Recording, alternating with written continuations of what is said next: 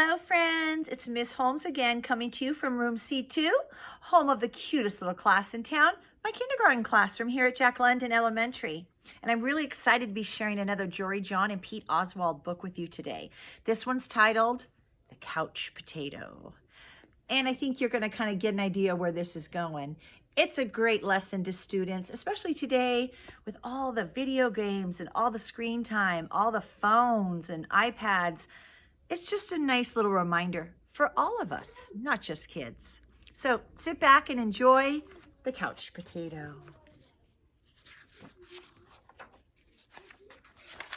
It's our title page, The Couch Potato, by Jory John and illustrated by Pete Oswald.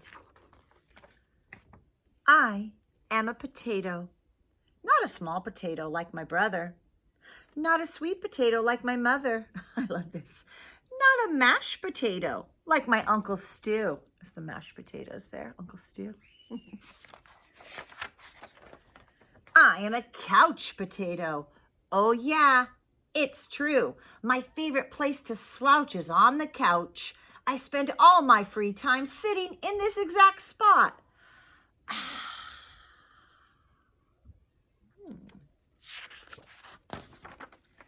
See this? Ooh, his remote.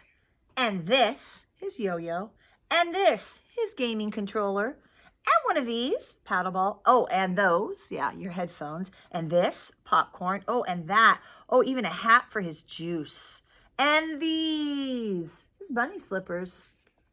Oh, and this, check it out. This button activates a gadget that fetches me snacks whenever I want. Look, he doesn't even need a bowl for his cereal. One arm of his gadget pours in the cereal, the other pours in the milk. Bam! Impressed? And I don't have to move an inch. It's much easier than going to the kitchen. Huh. Wow. So he's just got everything he needs right there within his grasp at the couch. He doesn't have to move an inch. If the most important thing in life is to be comfortable at all times, then I think I've got that all figured out. Oh, look, his gadget even, wow, brushes his hair. Wow, gives him a massage. But wait, there's more. I haven't revealed the absolute best part of my whole setup. Wow, there's more? Oh, wow, look at all those different screens. It's everything you see in front of me. Have a look, take it all in. Pretty spectacular, right? Yes, it is a sea of shimmering screens from wall to shining wall. What joy, what bliss. Wow, he has a lot of screens. These screens feature my favorite shows. This screen has all my unanswered messages.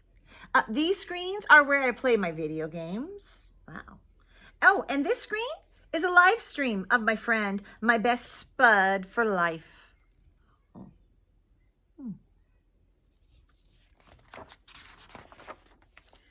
This is how my pals and I spend quality time together. It's much easier than trying to meet up somewhere like folks did in the old days. That's for sure. And he streams him live and says, hey, Spuddy. Hey, pal Tato. Yeah, from this very couch, I can control everything in my life at all times with just a few taps and a couple of clicks. Not bad, eh? Yes, sirree. This is the life. At least, that's what I thought until the other day. Something strange happened. There was a knock at the door. It was a delivery. Oh my goodness. He even has a contraption that drops his deliveries, like from Amazon. He doesn't even go to the front door and pick those up. Wow. Woohoo! It was my newest device, a video camera that would allow me to watch myself react while I was watching all my favorite shows.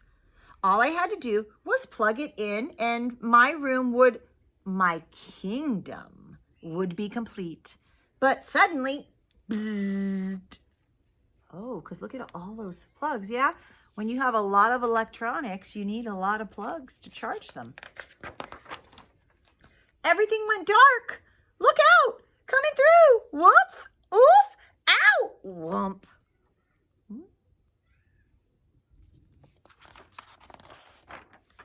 I made it to the window. I pulled back the curtains. The sun seemed brighter than I'd ever remembered. There was nothing better to do, so I decided to take my dog Tater for a walk outside. It had been a while.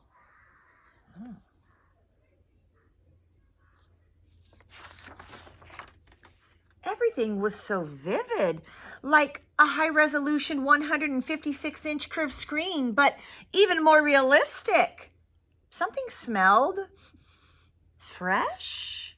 After a few moments, I realized that it was the air. I heard a noise, some chirps, a ringtone perhaps? But no, I looked up to see some birds. I wandered down the street from block to block and across the neighborhood.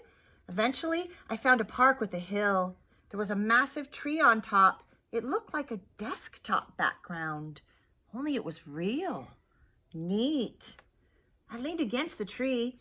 It wasn't as comfortable as my couch, not even close, but after a while, it wasn't so bad.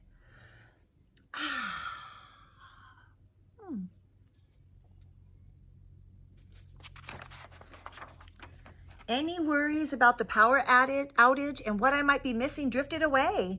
I wasn't thinking about my favorite shows or my unanswered messages or anything else, really. I noticed the stillness, the view, the sky, the clouds, the sunset, and those colors. My goodness. It took a while because there was no fast forward option, but eventually the sun sank below the horizon. I think Potato might have watched his first sunset, his first real sunset, not live streamed, but outside. By the time I got home, the power was back on. I sat on the couch. Phew! I hit the button to brush my teeth. Oh, here comes the contraption so he doesn't have to lift a finger. Oh, and the lever to change me into my pajamas. Bloop! And I turned on the knob to watch a bedtime story. And then I noticed my reflection in one of the screens, and I wondered how much of my life had been spent in that very spot. It was then and there that I made the decision to peel myself off that couch a bit more often. Maybe every day even.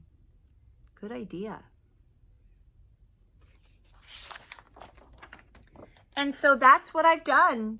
I've started hanging out with my friends, my best buddies, outside. We've started biking and hiking and swimming and hiding and seeking. Sometimes we have snacks and play board games. Sometimes we talk all day. We might watch the clouds. There's no big plan. We just see what happens. Looks amazing.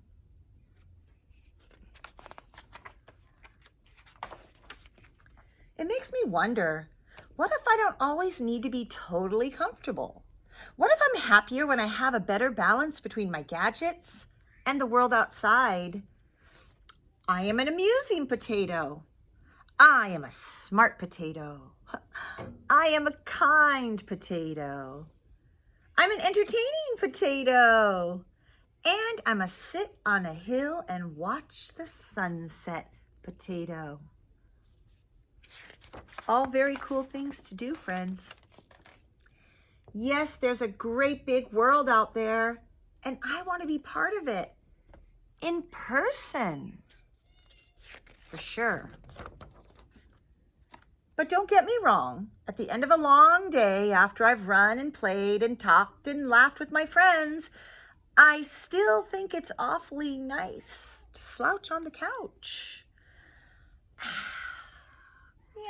Okay, sure. A little bit of that is great for everyone after a long, hard day, but not all day, right? And I think potatoes learn that.